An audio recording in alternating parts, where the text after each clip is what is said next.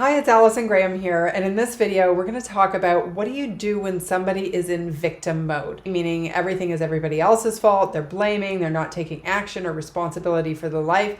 And so that could be somebody on your team, or it could just be somebody in your life, maybe a family member, etc. So this is one of the topics that I cover in depth in my Leading a Resilient Culture keynote and workshop.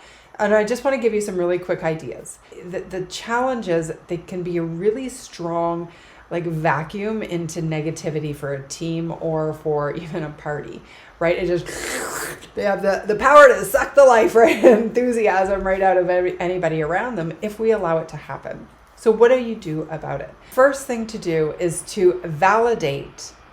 However, you don't want to enable. So validate, not enable. Here's what I mean by that. One of the reasons that people feel unsupported when they're going through tough times is because we as humans, we try to make things better by saying things like, oh, don't take it personally. Oh, just let it go.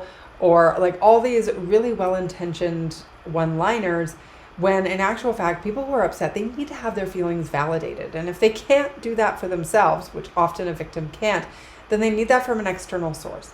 And so you can be that source to say, absolutely, that would, that makes sense that you're feeling angry or fearful or whatever.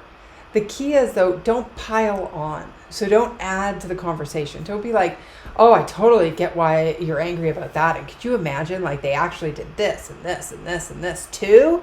And adding on to the story. That actually will make it harder. So first, validate, don't enable.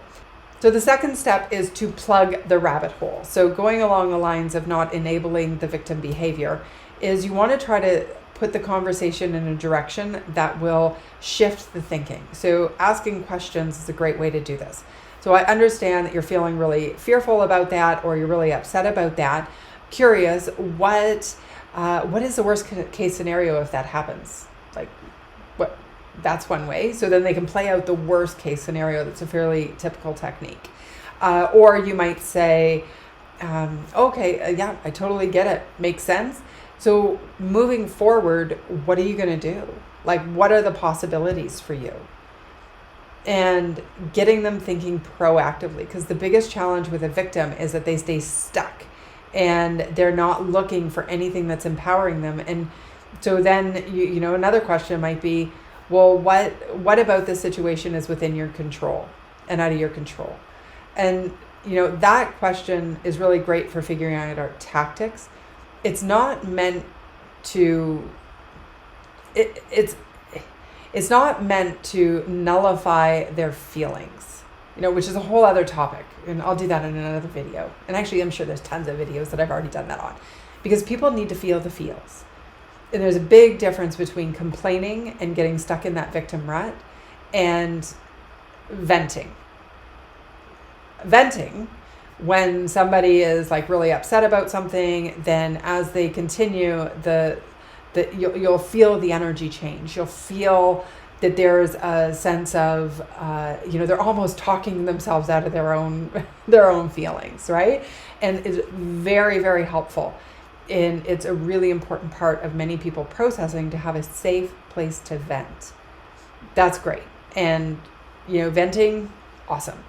Complaining and getting stuck in the complaining victim rut is that every time you talk with them, the exact same complaint is happening. There's no progression in the story. There's no progression in the emotion attached to the problem. If they're stuck in that victim complaining trap, then you've got to use some of these techniques that I've talked about to shift the conversation to get them pulled out of it. The truth is, only a person can bring themselves out of victim mode. So it's really up to you to just, as a leader or as somebody who cares about their friend, that you can only offer support.